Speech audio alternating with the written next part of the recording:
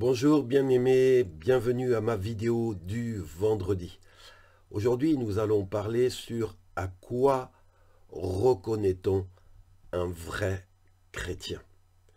Vous savez, dans le monde, il y a beaucoup de contrefaçons. On présente des sacs voilà, Louis Vuitton. Alors, en fait, ce sont des faux, ce sont des copies, ce ne sont pas des originaux.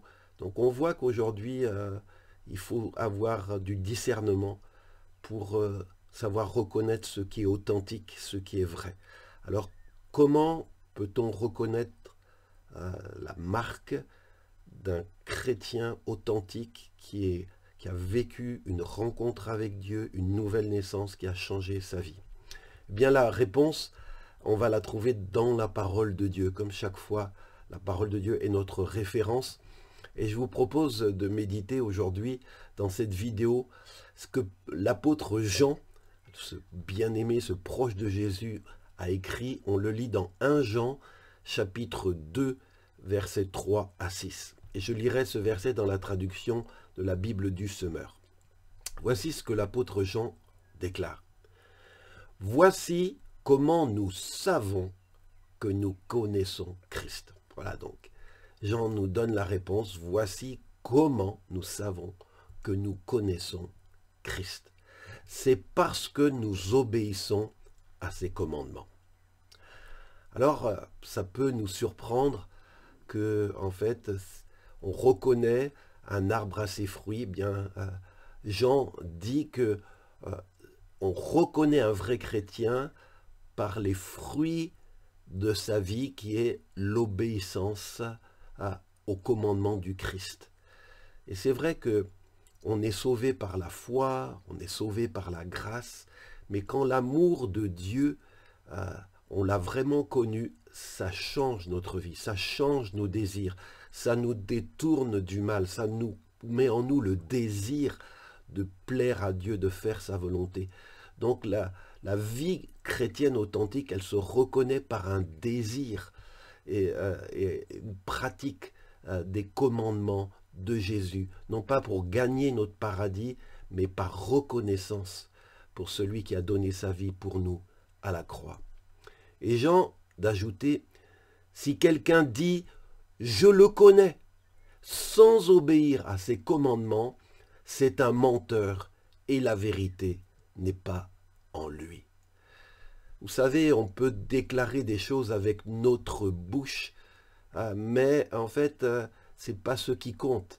C'est ce qui, dans notre vie, atteste de la réalité de ce que notre bouche déclare. Et si quelqu'un, par sa lèvre, sa bouche, déclare « je connais Dieu », mais que sa vie est une vie de désobéissance, il n'a pas à cœur de pratiquer les commandements de Christ, il est dit que ce qu'il dit avec ses lèvres, c'est un mensonge, la vérité n'est pas en lui.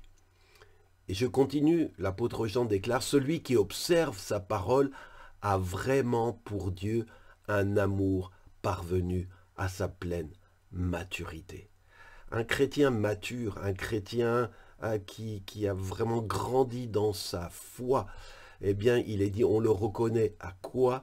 C'est celui qui a cœur de marcher dans la parole de Dieu, qui lit la parole de Dieu, qui médite la parole de Dieu, qui pratique la parole de Dieu. Celui, dit l'apôtre Jean, qui observe sa parole, a vraiment pour Dieu un amour parvenu à sa pleine maturité. Et c'est mon cœur, c'est mon désir de t'encourager, mon frère, ma sœur, lis la parole de Dieu. Ne te contente pas d'écouter sur Internet ou juste un sermon le dimanche, mais chaque jour, lis la parole, plonge ton cœur dans la parole de Dieu, cherche à comprendre ce que Dieu te demande, ce qu'il attend de toi, prie-le. Il est dit, c'est ainsi, quand nous observons la parole de Dieu, que nous savons que nous sommes unis à lui.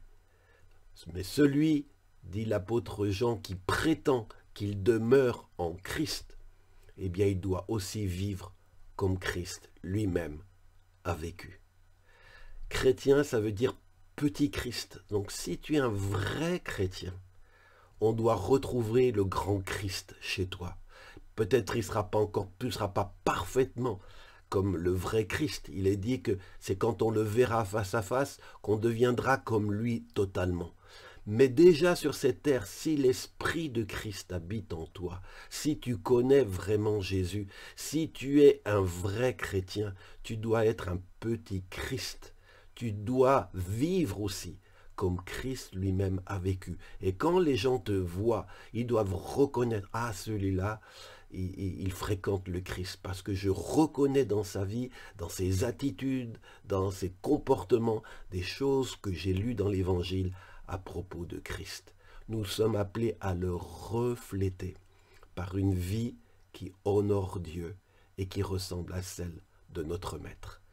Je vous bénis dans le nom de Jésus, que Dieu vous aide, que Dieu m'aide à être pas seulement un chrétien des lèvres, mais un chrétien du cœur, un chrétien qui a à cœur non seulement de louer Dieu, de prier Dieu, mais qui a à cœur d'observer sa parole dans notre vie de tous les jours.